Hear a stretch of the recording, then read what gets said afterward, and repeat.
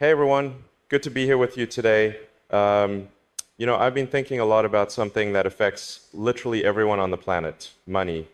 Managing it, growing it, sometimes losing it. I've had a interesting financial journey, been broke, been rich, been broke again, then made it back. And through all of that, the PayPal days, nearly bankrupting Tesla and SpaceX simultaneously in 2008 to where we are now, I've learned some painful lessons. So today, I want to talk about the 7 big financial mistakes I see people making. These aren't just theoretical problems. I've made most of these mistakes myself, learned from them the hard way, and I still see smart, capable people falling into these same traps every day. Look, financial education isn't something most of us get in school, right? We learn calculus, but not how compound interest works. We memorize historical dates, but don't learn how to balance risk in our investment portfolios. It's backwards. Here's the thing. Your relationship with money impacts everything else in your life. Your stress levels, your relationships, the opportunities you can pursue, your ability to make an impact on the world around you. So let's discuss these mistakes and, more importantly, how to fix them. I think you'll find at least 2 or 3 that hit uncomfortably close to home. That's good. That means there's room for improvement. Actually, before we start, quick question for you. If you had to rate your financial literacy on a scale of 1 to 10, where would you put yourself? Just think about that number for a second. Whatever number you came up with, I promise you that understanding these 7 mistakes will bump that number up a couple of points. Let's get started. Mistake number 1. Living without financial runway. The first costly mistake is living without what I call financial runway. This is probably the most fundamental financial principle I believe in. What's runway? It's how long you could survive if your income suddenly stopped. Most Americans, something like 60% last time I checked, can't handle a $1,000 emergency expense without going into debt. That's terrifying. I learned about runway the hard way. When I was building my first company, Zip2, my brother Kimball and I had almost no money. We were sleeping in the office, showering at the YMCA, and splitting a $30 pizza across an entire week to save cash. We had maybe 2 months of runway at any given time. That constant financial pressure affects every decision you make. It forces short-term thinking. It makes you compromise on the wrong things. It's mentally exhausting. Later, when I was running SpaceX and Tesla simultaneously in 2008, we nearly ran out of money completely. I had to make a choice, split my remaining capital between the 2 companies and watch them both slowly die or go all in on one. That was during the financial crisis, when raising additional funds was nearly impossible. I went all in on both companies instead, putting in my last dollars and borrowing money for rent. I literally had 0 runway. The stress was, well, I wouldn't recommend it. On Christmas Eve 2008, SpaceX finally got a NASA contract, and Tesla closed a financing round on the last possible day before bankruptcy. We made it by the skin of our teeth. Here's the solution. You need 6 months of living expenses saved at an absolute minimum, ideally a year. This isn't just to protect against job loss. It's to give you the freedom to make better long-term decisions. With runway, you can leave a toxic job, take a bigger career risk, negotiate harder for salary because you're not desperate, or just sleep better at night. How do you build runway if you don't have it? Start small. Even saving $50 a week adds up to $2,600 a year. Make it automatic so you don't have to think about it. Cut unnecessary subscriptions. Most people have $100, negative $200 a month in subscriptions they barely use. And consider a side hustle, even temporarily, to build that buffer faster. The peace of mind that comes with having runway is worth every sacrifice it takes to build it. I can't emphasize enough how different life feels when you're not one paycheck away from disaster. Let me ask you this. What would change about your day-to-day decisions if you had a full year of expenses saved up? Would you approach your career differently, your relationships, your willingness to take risks? Think about that. Mistake number 2, consumer debt addiction. The second major financial mistake is what I call consumer debt addiction. This one's painful for many people to hear, but we have to talk about it. Credit cards, car loans, buy now, pay later services, and other high-interest consumer debt are absolute wealth killers. The average American household carries about $7,000 in credit card debt with interest rates often above 20%. That's financial suicide. I've always been very debt-averse in my personal finances, even when Tesla and SpaceX were struggling and I was personally guaranteeing company debt. I tried to avoid personal consumer debt. Here's a story that stuck with me. In the early days of Tesla, one of our brilliant engineers came to me really stressed out. He was making a good salary, solid 6 figures, but was completely broke. Why? He had a luxury car with a massive payment, an expensive apartment, and credit card debt from living beyond his means. Despite being incredibly talented, he was trapped in a job he had grown to hate because he couldn't afford even a single missed paycheck. Consumer debt creates the illusion of wealth while actually making you poorer. That new car smell lasts a few weeks. The payment lasts 5 to 7 years while the car depreciates. The solution isn't complicated, but it's not easy either. First, stop adding to the problem. Use debit cards or pay cash. If you absolutely need a credit card for certain transactions, pay it off in full every month. Second, attack your existing debt aggressively. There are 2 common approaches. Either pay off the highest interest rate debt first, mathematically optimal, or pay off the smallest balances first for psychological wins, the snowball method. Either works if you stick with it. Third, and this is controversial, I generally think people should prioritize eliminating consumer debt even over investing. Yes, mathematically you might earn more in the stock market than your debt interest rate, but the psychological weight of debt and the risk it adds to your life make eliminating it a priority. Once your consumer debt is gone, suddenly a huge chunk of your monthly income is freed up. That's when wealth building can actually begin. Quick question. What's one purchase you made on credit in the past that you regretted later? We all have them. The key is learning from those experiences. Mistake number 3, misunderstanding compound growth. The third big financial mistake is misunderstanding or ignoring compound growth, both the positive and negative varieties. Einstein supposedly called compound interest the 8th wonder of the world, saying, those who understand it earn it. Those who don't pay it. Whether he actually said that is debated, but the principle is absolutely true. Most humans are terrible at intuiting exponential growth. Our brains evolved to think linearly. That's why so many people underestimate what happens when money grows or shrinks at a percentage rate over long periods. Let me give you a personal example. When I invested in Tesla in the early funding rounds, I put in practically all the money I had made from PayPal, about $6.5 million in the Series A. Many people thought I was crazy. If I had just put that money in an index fund instead, I'd still be very wealthy today. But understanding compounding and business growth, I saw how Tesla could scale exponentially if we executed correctly. That initial investment eventually became worth billions, a return that dwarfs what any traditional investment could have provided. On the flip side, consumer debt compounds against you. A $5,000 credit card balance at 20% interest costs you $1,000 in interest the first year. If you only make minimum payments, you'll end up paying more than double the original amount over time. The solution is to harness compound growth in your favor. Start investing as early as possible, even small amounts. The difference between starting at 25 versus 35 is enormous due to those extra years of compounding. Understand that a seemingly small difference in return rates, say 7% versus 9%, becomes massive over decades. This is why investment fees matter so much.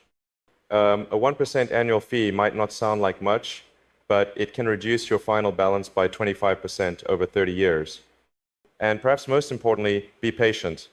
Compounding requires time. Most of the growth happens in the later years. That's why I've held on to Tesla stock through extreme volatility. I'm thinking decades ahead, not quarters. Here's a thought experiment for you. If you save just $500 a month from age 25 to 65 and earned an average 8% return, how much would you have? The answer is over $1.5 million. That's the power of compound growth. Now imagine starting earlier or saving more. Mistake number 4, career path complacency. The fourth financial mistake is career path complacency. This one's a bit different, but possibly the most impactful of all. For most people, their career is their primary financial engine. It's where the majority of your money will come from, especially in the early decades. Yet, I see many people putting more thought into planning a vacation than planning their career trajectory. I've always believed your work is a massive part of your life, so it should be something you find meaningful, but it also needs to be financially viable. When I came to North America, I intentionally looked at what industries and skills would be economically valuable in the future. That's partly why I got interested in software, internet businesses, and later sustainable energy and space.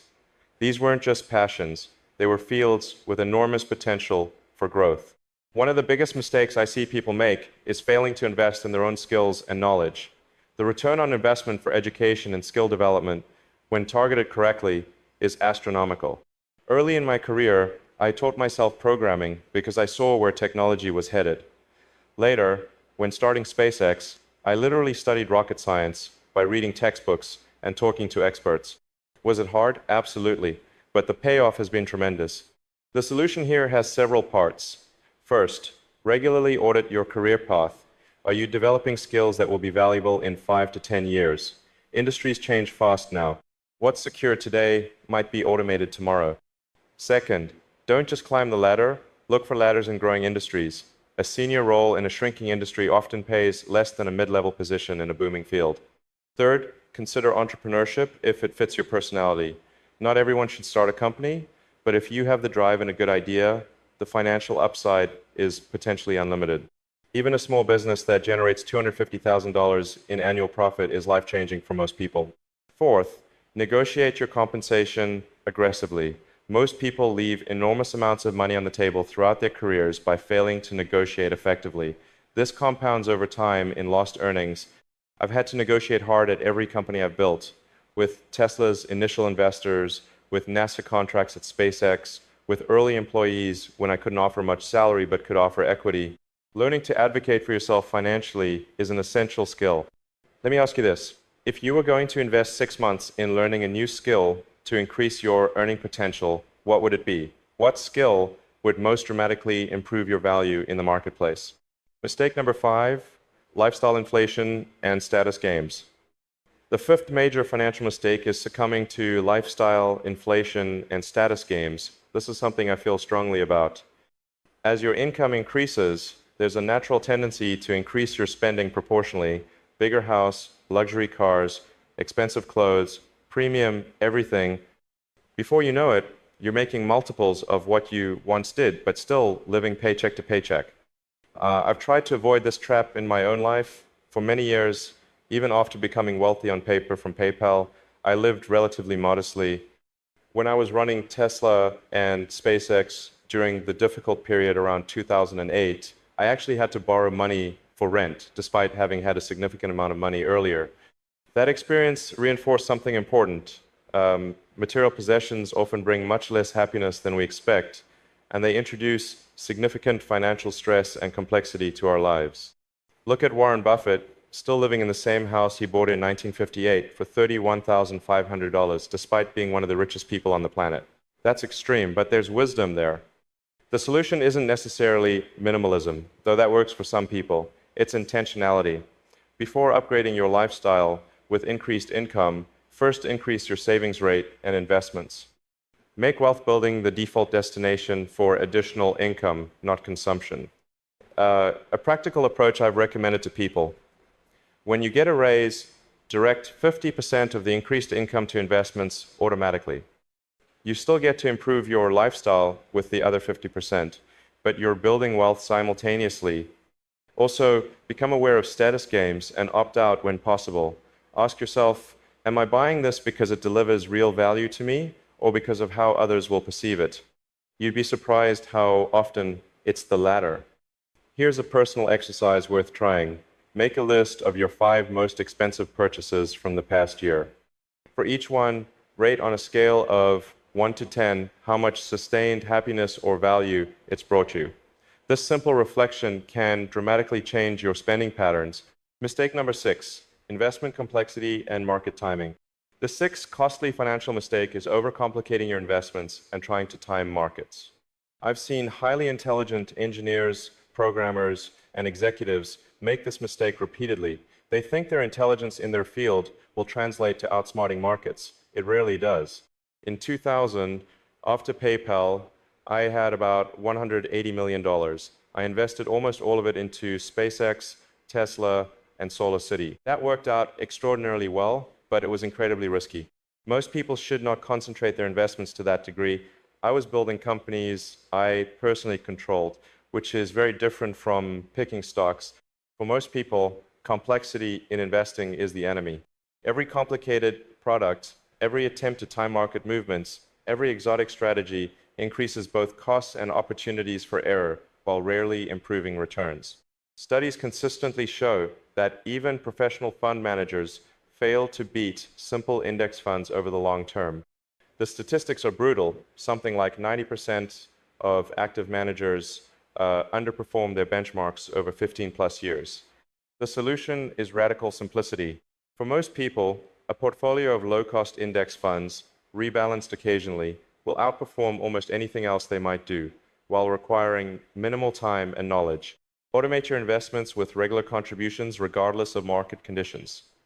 This naturally implements dollar-cost averaging, buying more shares when prices are low and fewer when they're high.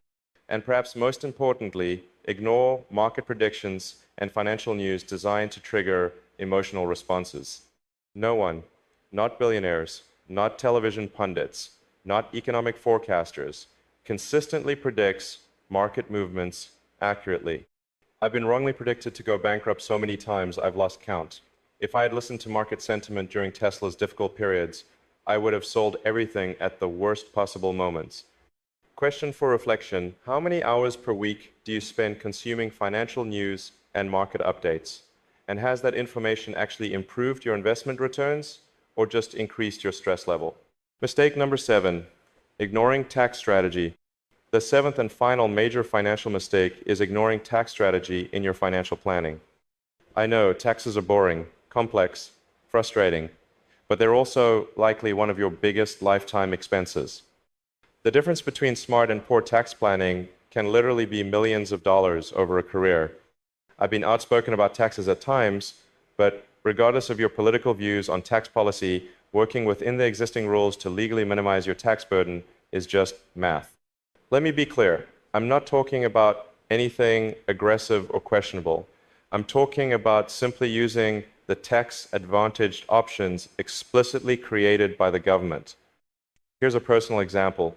When Tesla was struggling in the early days, we structured things to maximize the capital gains potential down the road if we succeeded. Had we not done this tax planning, a huge amount of additional value would have been lost to avoidable taxes. For most people, the solution starts with fully utilizing tax-advantaged accounts: 401ks, IRAs, HSAs, 529 plans. These can save hundreds of thousands in taxes over your lifetime. Understand the tax implications of your investments. For example, holding investments for over a year for long-term capital gains rates, putting income-generating investments in tax-sheltered accounts, considering tax loss harvesting during market downturns. Even the timing of when you sell investments can make an enormous difference in your after-tax returns. This isn't about complex schemes or offshore accounts. It's about not leaving money on the table that the tax code explicitly allows you to keep. Question to consider: when was the last time you reviewed your tax strategy? Have you maximized your contributions to tax-advantaged accounts this year? Are you taking advantage of all the deductions and credits you're entitled to? We've covered the 7 costly financial mistakes that I see people making repeatedly. Let's quickly recap. 1. Living without financial runway. 2. Consumer debt addiction. 3. Misunderstanding compound growth. 4. Career path complacency. 5. Lifestyle inflation and status games. 6. Investment complexity and market timing. 7. Ignoring tax strategy. Addressing even one of these areas can dramatically change your financial trajectory. Addressing all 7 can be truly life-changing. I want to leave you with this thought. Financial freedom isn't about having a specific dollar amount. It's about having options. The option to take risks, to do meaningful work, to spend time on what matters to you, to weather unexpected storms. My entire career has been built on taking calculated risks, from dropping out of Stanford to start my first company, to putting my PayPal proceeds into Tesla and SpaceX, to doubling down during the 2008 financial crisis when both companies were nearly bankrupt. Without financial fundamentals in place, I couldn't have taken those risks. And without those risks, none of the subsequent impact would have been possible. So I challenge you, which of these 7 areas